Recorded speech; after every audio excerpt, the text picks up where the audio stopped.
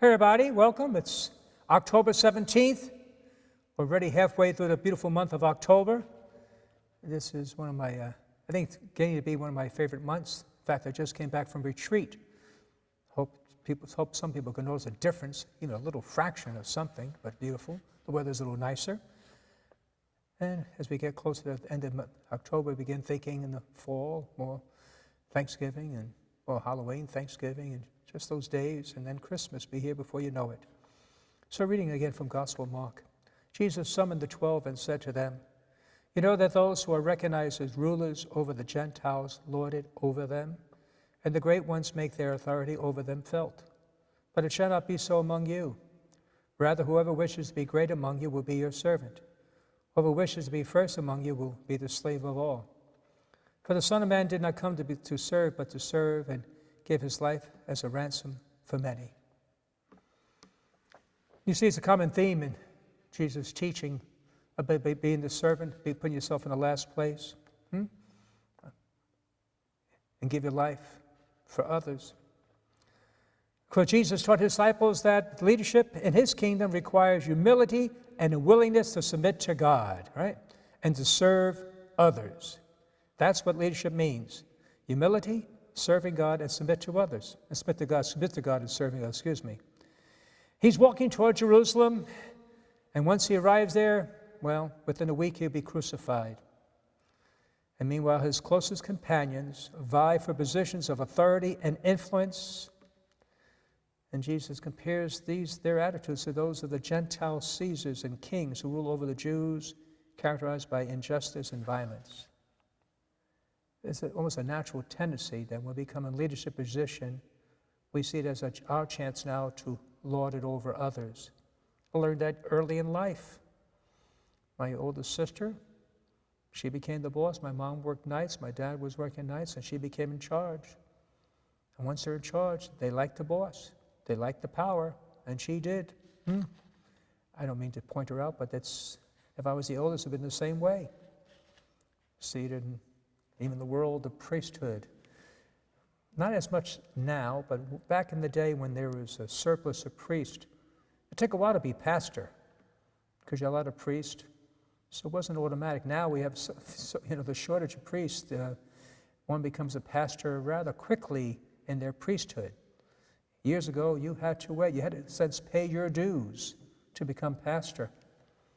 And then when you became pastor, now this is what the older priests would tell me in my own experience, you became Lord of the kingdom, of the rectory. It was different back then. Again, you have more priests in the rectory. Typically, you would have a housekeeper / cook, and the cook cooked for the pastor. It was his desires, what he liked, how he liked it. You were there for the pastor. That's the way it was. And you were the boss, and you had these different priests, who did a lot of the work, and the pastor sort of, I'm sure they worked hard, but it was a little different system. I remember going down, some would go down during the winter to get the palms for Palm Sunday. They could be missing more than a few weeks. And so those, when you were associate pastor, under pastor, you bide your time until one day you become pastor. Now it's your house. Now you're in charge. You make the rules. That's how it was, and I'm sure it still is.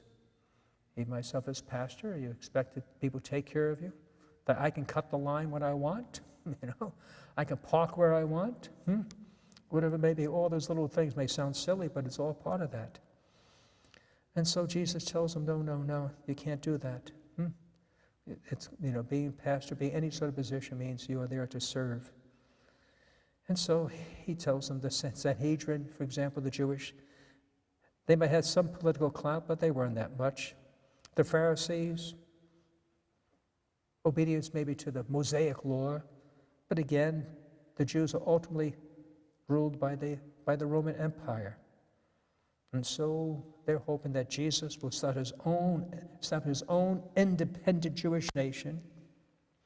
And once he does that, they will share in the power. They be part of the cabinet. They will be in charge. They will be the boss. But Jesus reminds them, no, that's not what leadership looks like. It's the eager, willing shepherds of God's flock, and you do not lord it over them. You want to serve others. And so many of you are servants, especially those who raise families. Sacrificing your time, your energy, your money, your sleep, your concern, your worries. So God bless you for that. Perhaps I just probably should be talking to myself or those who raise families. You know what it's like. You have to give of yourself. You have to deny and surrender to yourself. And so I ask you, as we focus on this, do you want to be this? Well, do you come to be served, or are you willing to serve? In any way you can. Holding the door, picking up paper, cleaning up, being last in line. It's just taking the attitude of a servant. And then by taking the attitude of servant, we're taking the attitude of Christ. God bless you.